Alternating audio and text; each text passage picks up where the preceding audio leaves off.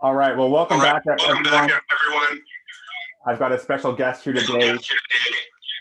I'm getting some feedback. Are you hearing the echo there? Yeah, let me turn this down because then you'll be able. There you go. Okay. Should be no feedback now. Awesome. All right. So, guys, I'm here today with David Meltzer, who's the co-founder of Sports One Marketing. He is also served as the former CEO of the renowned Leigh Steinberg Sports Entertainment Agency, which was actually the inspiration for the blockbuster movie Jerry Maguire. You know, Show Me the Money, Tom Cruise. I love that. And his life's mission is to empower over 1 billion people to be happy. And this is a simple yet powerful mission that's led him on an incredible journey to try and provide one thing, and that's value. And in all of his content and communications, that's exactly what you'll receive. And as part of this mission for the last 20 years, he's been providing free weekly trainings to empower others just like you to be happy. So to learn more about him and his training, go to dmeltzer.com/training. Every Friday at 11 o'clock Pacific, he's got a great group there, so definitely check him out. David, I mean, I'm honored. Thank you so much for taking the time. Huge fan, and just welcome to the show.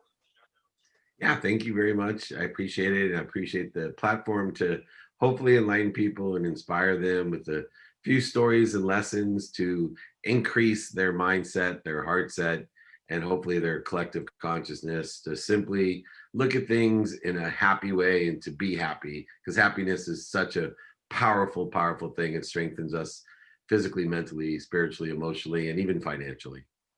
I love that. I love that. And to be in the level of business you've been in for years, I guess you're kind of most well known for the guy who made $100 million and then that didn't really end up so well, lost a lot of that, and then you rebuilt that. So oh no, I lost all of it. I love the way people tiptoe around like it's a neat offense, you know. No. This is I now am to the point in my life I say I invested that $100 million that I made into dummy tax so that I can make even more money and help more people the rest of my life.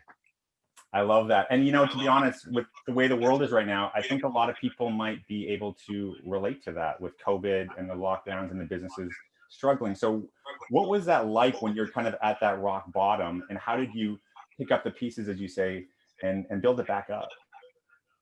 You know, it's funny because my rock bottom had a basement. It was so low. But it occurred actually, you know, when you have that much money, it takes a while to lose it or to actually go bankrupt. So for me, it was 2 years before I actually went bankrupt that I was completely distraught, unhappy, about to lose everything. My wife says I was about to lose my life even. I know I was about to lose my wife. And I fortunately had some tremendous people in my life that guided me to take stock in who I was, to look at internally what I wanted, to find it externally. And, you know, although I've been blessed my entire life and have made more money and, you know, just been happy, I had to do some inventory work and processing work and see where my worthiness and my difficulties lied. So I started to create value, non-negotiable values, routines, adaptable routines, and daily practices that have over the last 15 years now truly proven to allow me to be happy, to enjoy the consistent everyday, persistent without quit pursuit of my potential, to make a ton of money, to help a ton of people and have a ton of fun in my life. You actually just said what I was just going to lead into. I said that that's going to be your slogan on your website there. I was doing my research here, and you know, you've got that big on your website: make a ton of money, help a lot of people, and have a lot of fun. And I love that. Doing my research on you, one of my favorite episodes I saw of an interview of yourself, a little lesser known fact is I heard through the grapevine you used to enjoy partying with the Wolf of Wall Street, Mr. Jordan Belfort himself. So what was that like? That not too many people to consider they actually partied with the Wolf of Wall Street. So I know I got another interview with Jordan coming up, and he'll laugh at it. But the first time we reunited, he didn't remember, and he looked at me in the interview. I went on his podcast, and he looked at me and he goes, "How do I know you?" And I kind of revived a memory in Manhattan at a club, and we both were having a really good time. Of course, I kind of remember because he was much richer than I was, and he was kind of the Long Island big shot, and I was the sports guy. And but yeah, we're actually really good friends. And the one thing I like about Jordan is that he's made his mistakes and he owns them. He illuminates what he's learned, and he's really a good person that wants to help people. Done some bad things, and I know a lot of people have a need to be offended and don't forgive. I'm a huge forgiveness person, and I really work on forgiving myself. But he's someone that deserves forgiveness as well for everything good that he's doing now. I agree. And actually, the reason I brought that up is one of his old sales guys is actually one of our clients, actually. So I've heard some of those stories of what it was like working with him as a sales guy. So it's been interesting to learn more about that. So, I mean, we were messaging back and forth too with your business with Warren Moon. I grew up in Edmonton, Alberta. My dad, you know, huge Eskimo fan. I live here in Vancouver now. It's too cold, so I left when I was 17. And but yeah, what was that experience in starting this massive sports agency that is just huge? So how did that happen? Yeah, Warren and everything? so Warren was a client at Leigh Steinberg. You know, he went to the same high school as Leigh. Obviously, he's 10 years younger. And from the day I met him, you know, when you just meet an extraordinary person, and I'm not just talking about football player, because I have, you know, universal beliefs about Warren Moon. I have a quick story to share. I haven't really shared it with that many people, but it's why I think we attract what we want in our life. When I moved from Akron, Ohio, you know, with 6 kids and a single mom out to San Diego, my mom took us in this, you know, packed us into this van that we had. We went from the Country Squire station wagon to this big van. But anyway, we went to the Rose Bowl. Now I'm 10 years old and I'm thinking of going to the Rose Bowl, and it's Michigan versus Washington.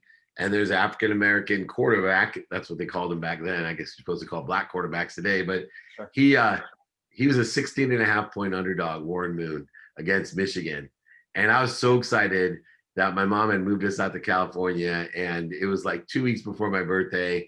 I'm going to the Rose Bowl. We go to the Rose Bowl parade. It's like 4 a.m. We're freezing. We see the parade, and I'm all excited. And I'm like, all right, what time's the game? And I'm only 10, right? My mom's like, what game? I'm like, the Rose Bowl game, Michigan versus you know, Washington. And meanwhile, I'm a big Ohio State fan. So my favorite team's Ohio State. My second favorite team's whoever's playing Michigan. So I love Washington.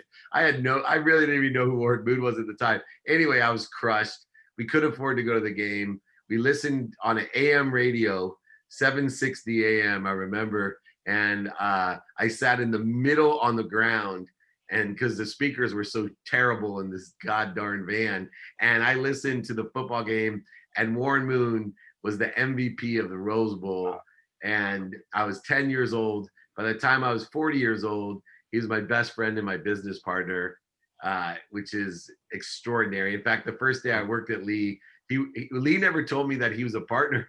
And Warren Moon walked by my office. I thought it was like some kind of mirage, because I was already like, I'm in the Jerry Maguire offices. This is the best job in the world. Leigh Steinberg is right next to me. And then Warren Moon walks by, and his office is right on the other side of me. I called my mom, freaking out. I'm like, oh my gosh. I mean, my mom and my wife. I'm like, I pay to be here. Don't tell him though. Don't tell him. This is a great job.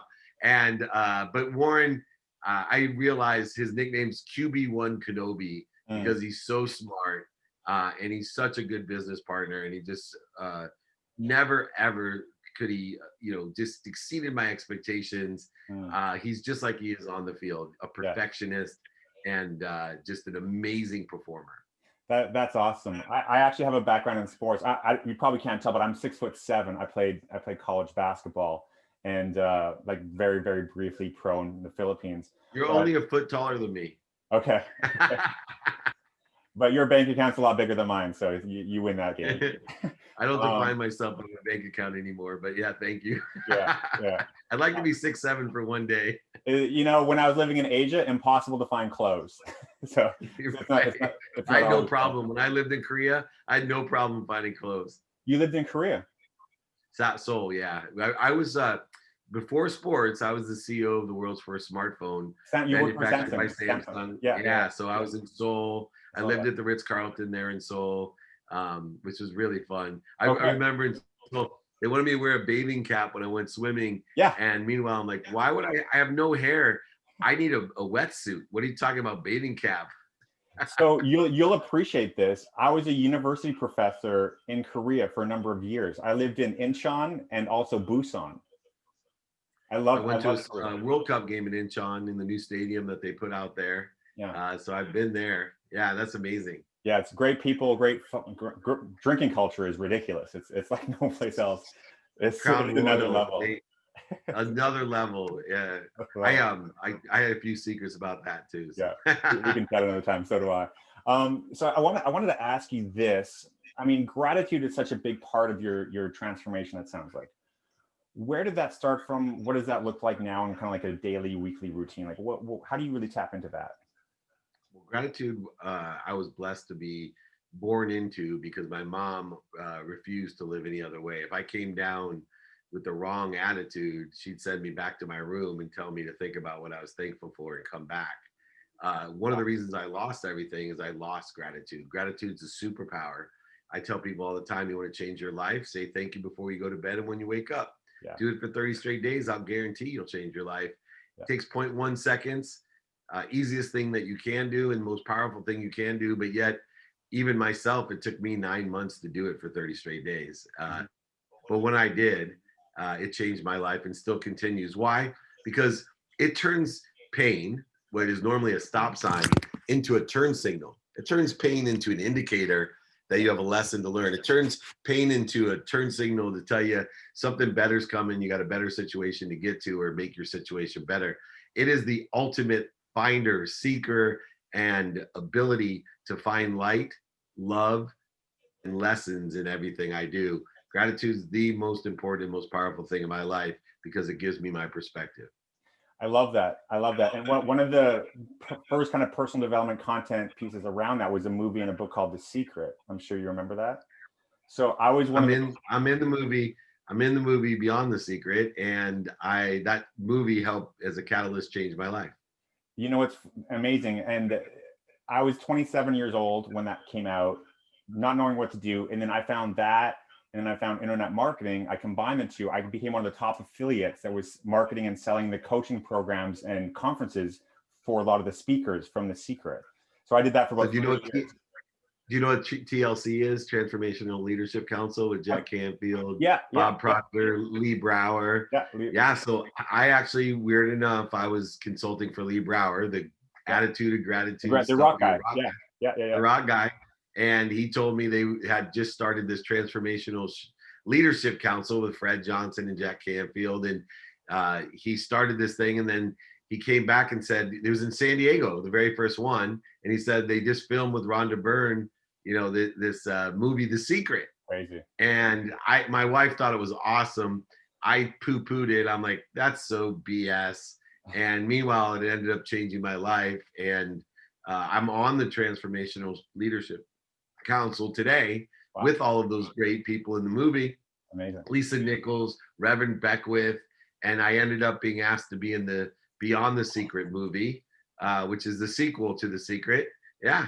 And it's on Beyond the Secret's either on Netflix or Amazon now. You can check it out. No, that's amazing, man. And I think with what you're doing and the work that you're doing, I know you train people from all over the world, and feel free to speak to that here. I know that we're kind of on a schedule and you've got to depart shortly here. I just really appreciate your time. As far as with what you do, and you've got the books, right? You've got a ton of trainings and everything. What do you think has been the biggest thing that you're grateful in your life that's been the biggest impact for you in your amazing career? So number one, my health. Yeah. I think for the first time, the entire world is questioning their own existence. And about 2.5 years ago, I really took a firm look at my health when my wife, I completely recovered financially. My wife was such a catalyst and just an amazing, she's the second great blessing of my life. But I went to her and I said, what can I do for you? And she said, you need to take care of yourself.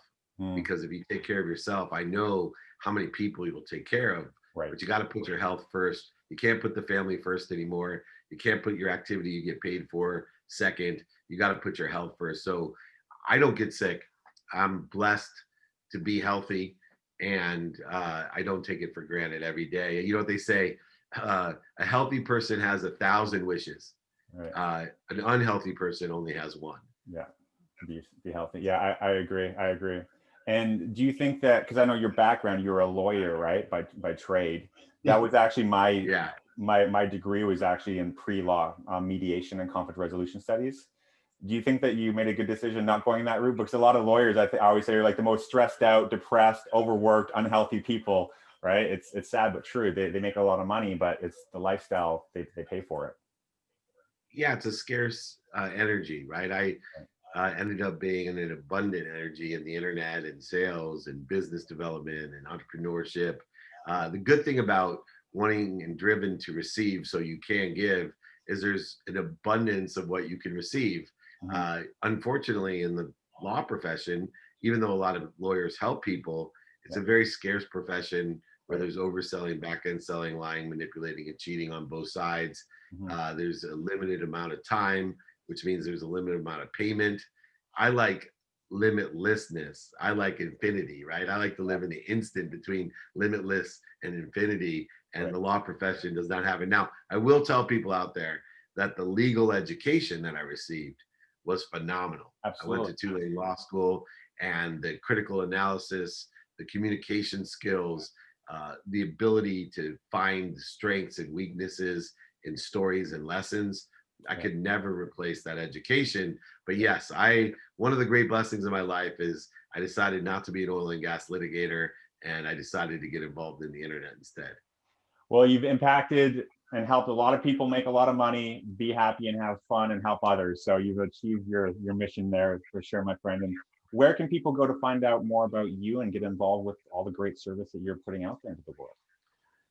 Just email me, david@dmeltzer.com, at David Meltzer or dmeltzer.com. I have 2-minute drill pitch show that you could try out for $50,000 of cash and prizes. I have the elevator pitch. I have the top podcast, the Playbook, where you get millionaires, billionaires, entrepreneurs, and the lessons that I teach every Friday for free. My books, guys, exercises are all for free. My mission in life is to find 1,000 people like you, Quentin, to empower 1,000, to empower 1,000, 1,000 times 1,000, a million times 1,000, a billion. So email me, everybody. I answer it myself, david@dmeltzer.com. Awesome. I can't thank you enough, David. I hope that we'll be able to go and catch some waves or drink some soju somewhere along the world. Yeah. And continue it on here. So I know you've got another appointment. Thank you so much for taking the time. I'll have all the links listed below here, everyone. Until then, have a good day, and we'll see you all on the next episode. Thank you, Quentin. Take care. For sure. Bye-bye.